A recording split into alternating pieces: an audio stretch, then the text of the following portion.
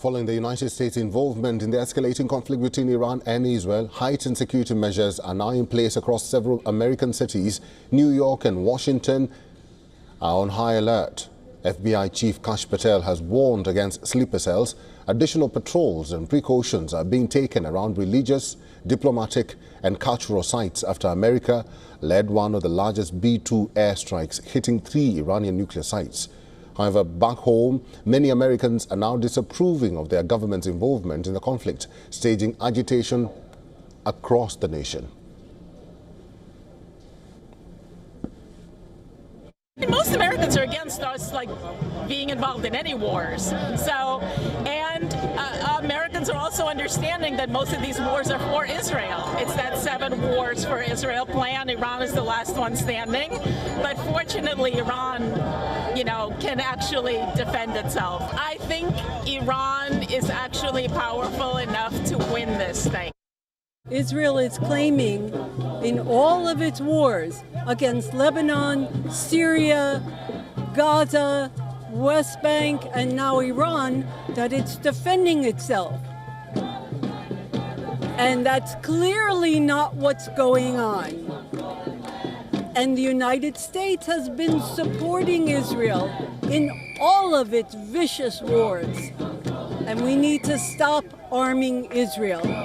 We need to rein in Israel.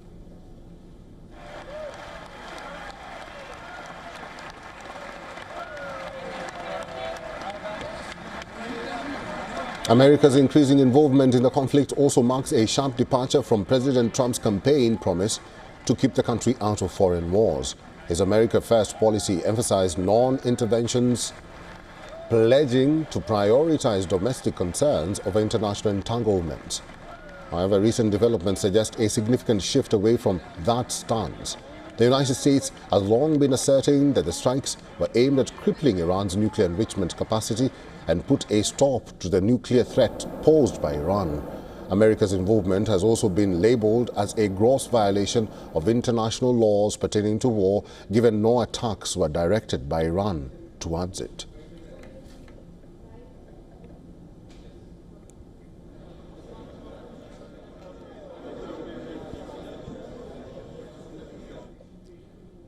Dr. John Blaxland is the director of the ANU North America Liaison Office and professor of International Security and Intelligence Studies at Strategic and Defense Studies Center. Mr. Blaxland is now joining us live on this broadcast. Thank you very much for making time for us and welcome to WION The World is One. America is now saying that Iran, the only option Iran has is peace, but Iran is saying that the game is not over. No, thanks for having me on the show, Eric. It's very interesting. The United States has pitched this action as critical my sense is it's actually capitalizing on a window of opportunity provided by the fact that Israel has effectively stripped Iran of its air defense capability and of its proxies in and around the Middle East. So Iran became more vulnerable than ever, and this was an opportunity that the Trump administration chose to seize to pursue its interests of stripping Iran of its nuclear weapons prospects. Although we don't know really for sure yet whether that's happened. We haven't seen the bomb damage assessment reports. We don't know for sure whether all of the enriched uranium was actually at the sites that were bombed, whether it had been shipped elsewhere. And of course, there's enormous ramifications around the region and globally for the Middle East, or internally to the United States, for Europe, let alone across the Eurasian landmass at the other end where I usually come from, down near Australia and East Asia. Mr. Blaxland, talking about ramifications, this decision by Donald Trump has really divided the globe, because there are some who support his move, there are others who do not support his move. And talking about the Congress is really divided. They're saying that the president did not have the powers, did not have the authorization to strike Iran without the Congress. How do you think that will play out in the coming weeks? So it's a great question, and even the Republican Party is split on whether or not this is the right move. You know, there's been extraordinary, very strong reaction against American adventurism in the Middle East, reflecting 2.5 decades of involvement in the Middle East, trillions of dollars.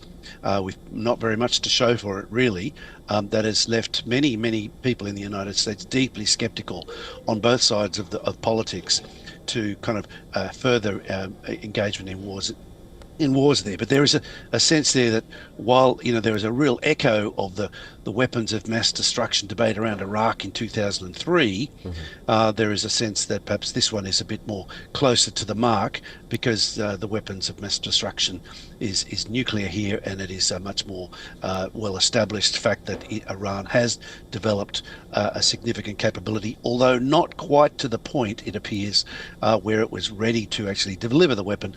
So as I say, a window of opportunity provided by the fact that Israel had stripped off the Iranian air defense, so the B-2s could safely get through. And this is something that Trump and the administration has been talking about as its aspirations. It objected very strongly the first time around to the Joint Comprehensive Plan of Action that was about constraining Iran.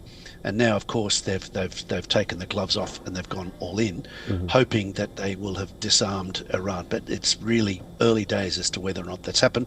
And of course, the ramifications, as I say, domestically, there's real strife, there's protests across the United States at the moment, and there's also enormous ramifications in the Middle East and Europe. We've seen this. So, but there's another angle here, which is, I think, really important too, Eric, and that is that, we have tended to see this as a war between Israel and Iran that's just started.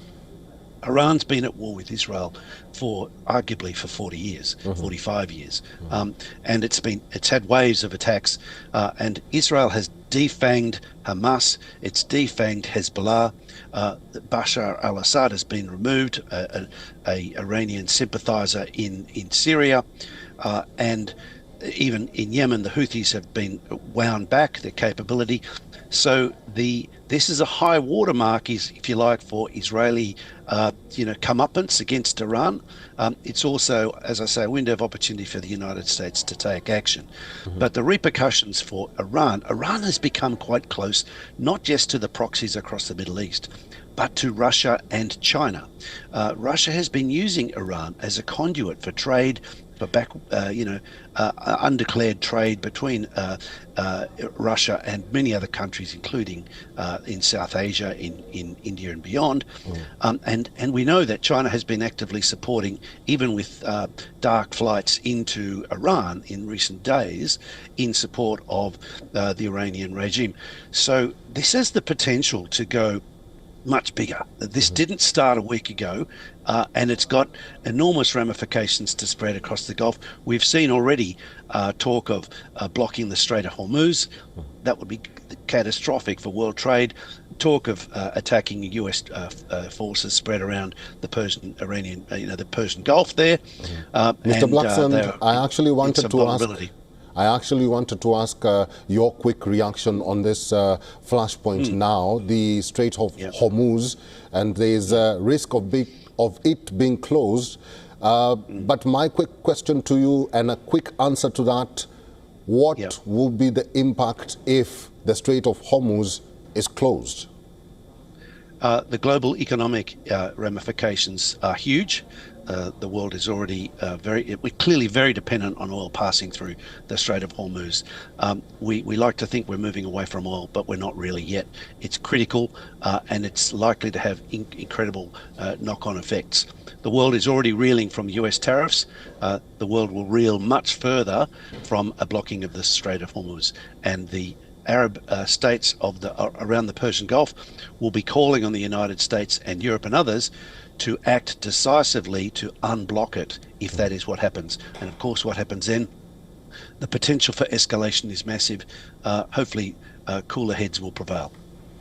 Mr. Blackson, we'll have to leave it there. Thank you for talking to us today. Good to be with you, Eric.